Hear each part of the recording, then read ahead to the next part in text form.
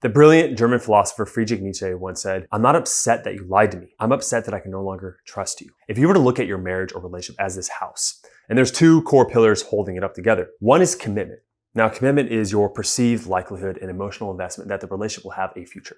Okay, your investment in resources, energy, thought, all that. The other pillar holding that house together, making sure it doesn't fall, is trust. When it comes to trust, I'm going to let you know something controversial that not a lot of therapists or coaches will agree with me on. Breaking your trust and getting your trust broken, betrayal essentially, is a guarantee in relationships. What's not a guarantee is the restoral of trust. And actually, after 8 years working with hundreds of men and couples over the years, what I found is that successful relationships that stay together, it's not that they don't have betrayals. It's that they have an ability to restore trust once it's broken. Not only that, but if you can restore trust, your relationship becomes stronger. The analogy I give is working out in the gym, right? Your muscles get torn apart, little microfascial tears. But that's okay, because when you have the proper nutrition and diet and sleep and recovery, you become back stronger. And with a lot of couples, when you can actually find a process to restore trust and gain it, what happens is that your relationship becomes stronger. So in this video, what I want to do for you is first, I'm going to tell you exactly what trust is. I'm going to break it down from a scientific level. I'm going to share you my personal story of betrayal and how that ruined relationships for me, and then how I regained that with 3 different steps that you can use today to restore trust in your relationship to come back stronger than before. Now, trust is simply defined as the confident assumption that your partner will act in your best interest. So what this looks like is, let's say you had your wife and she's going to go on a girls trip, which is really common for marriages that are falling apart. The incorrect way, lacking trust, is having the belief that she'll go do things to hurt you. But the confident assumption of trust is believing that she'll act in your best interest and she'll do things to not hurt you. Okay, and that's what trust is. And unfortunately, when you step into this zone of thinking that she's going to do things to hurt you, you actually act, think, and feel in a way more likely to make her do those things. But if you have solid trust, she trusts you back in return, and therefore your relationship is closer and she doesn't do those things. Now, when we break down trust into 3 different components, it's basically consistency, dependability, and faith. Consistency basically means that her actions or your actions are consistent over time. They're predictable. With more predictability, there's more trust. Faith is just the overall emotional assumption that they are going to act in your best interest. And dependability is obviously, it's pretty self-explanatory. Dependability is like all these different bricks you're stacking onto each other, and the more you build it, the stronger it becomes. Now, those 3 components consist of trust. Now, like I said before, majority of couples have trust issues. Over 90% studies show have trust issues.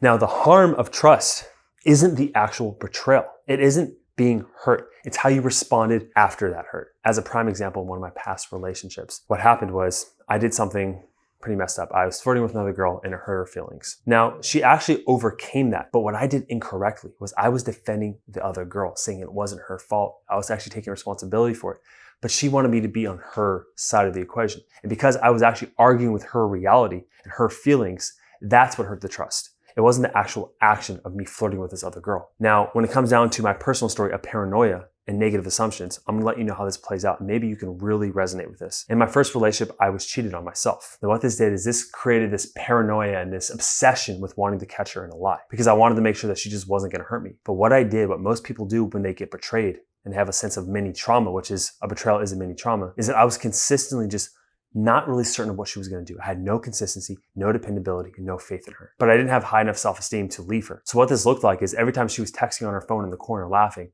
my mind jumped as she's texting some other guy. Every time she was talking to a guy on campus, I thought maybe they had some secret relationship. I was rattled with insecurity. And so when I was with her, I wasn't being my highest high status self. I wasn't being comfortable, relaxed. I was acting in a very low status manner with a lot of anxiety. And so naturally over time, we fought more because of this. It was a consistent, perpetual issue in our relationship. And what happened is eventually she did leave me for that same guy. And at first I thought, okay, well, it's actually on her. That was my first belief when I was young. I was like, you know what? It's her fault. She's a cheater. I am better than thou, right? Here's what happened. In the next relationship, I was cheated on again. And then I was like, okay, maybe still, it's her fault, right? Because I was being distant with her, but I couldn't take responsibility for that. I thought it was still her. I was a good boyfriend. I was faithful, all these things. I couldn't see the truth about how my actions and behaviors really affected the dynamic of the relationship. It wasn't until I got in college and I met this woman that was my dream girl.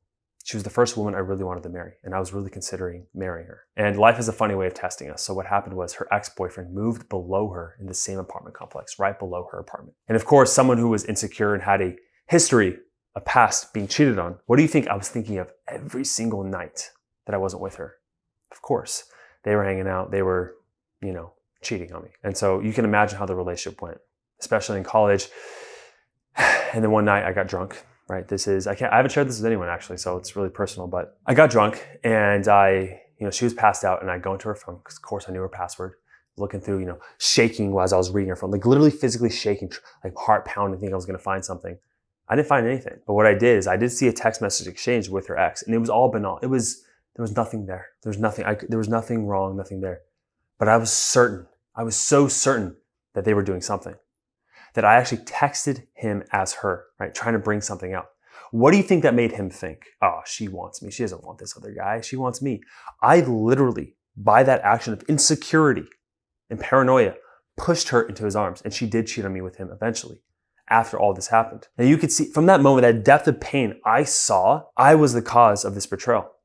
That it was because of me. And in subsequent relationships, I had to figure out, I didn't want this to happen again. Because I could have said, which a lot of guys do, all women are cheaters. They're always going to cheat on you. And a lot of people out there that help men adopt that belief. What do you think happens to them?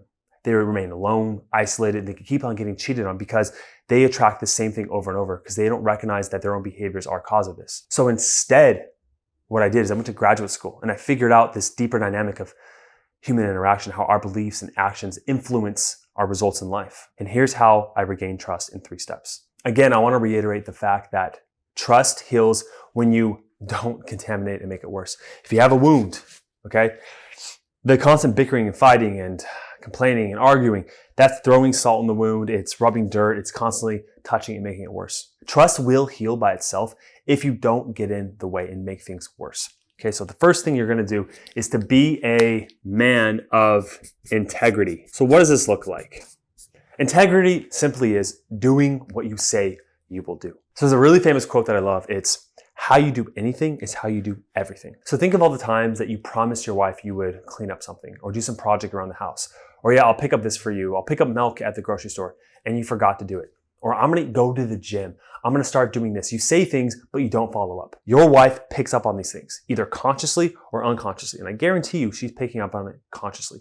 She maybe even verbalize it. And if she's verbalizing it to you, that is a gift. When you start to become a man of integrity and start doing what you say you will do, you have more trust in yourself. And because you have trust in yourself as a man, people start to trust you more. So what I want you to do is I want you to think back of all the little things that you said you would do and you haven't done. There's a mental desk of things that are sitting in your mind, of projects you wanted to start but you never finished. Of all the little things you said you were going to do but you have not done. After this video is over, I want you to do 2 to 3 of those things starting today. Become a man of integrity. The second way to regain trust is to reduce all suspicion. A lot of the guys that I work with in the program, I just brought on a new guy into my marriage mastery program, which by the way, if you want to set up a free call, click the link down below to set up a free call with a marriage evaluator to see if we can save your marriage. On that free call, we're going to assess your marriage, what you've been doing wrong, how to get to your goal, and how to overcome potential obstacles in the way. Okay, I have limited spots each week, so sign up, make sure you're very committed, fill out the application, and click a time. When it comes to suspicion, this new client that came into our program, his wife cheated on him. And he still wants to work it out with her. It wasn't really a red line for him to end the relationship. And I respect that. Right? Because he took responsibility for his actions, which is why he's a good fit for the program.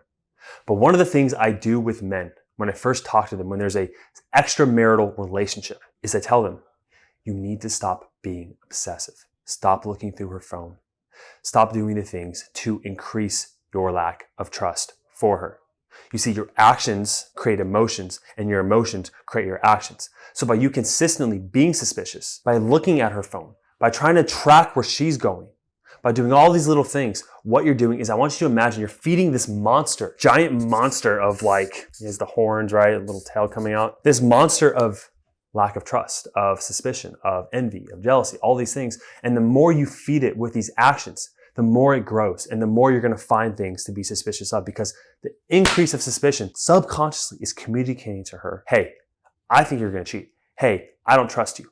And what happens is that your wife isn't always conscious herself. And so all she has to respond to is the way she feels about you. And your lack of suspicion makes her feel more distant. And that increase in distance, what that's going to do is going to make her do the exact thing you are most afraid of. This is how fear works. So starting today, stop going through her phone. Stop following up with her. Stop assuming she's going to hurt you. You have to let that go if you want the marriage to work. This is vital. Step number 3 is become transparent. So this is basically just flipping this on its head. You need to stop doing things that produce suspicion in her. This means if you have a separate bank account that really she doesn't know about, or investment accounts, or you have passwords on your phone, or things you're hiding. I know when I speak to most men, there are things that they're doing that produces suspicion in the wife. And over time, what happens is that the more things you hide, the more things she hides. And I want you to recognize this is all happening on a subconscious level. So I want you to see there's different levels of communication in relationships.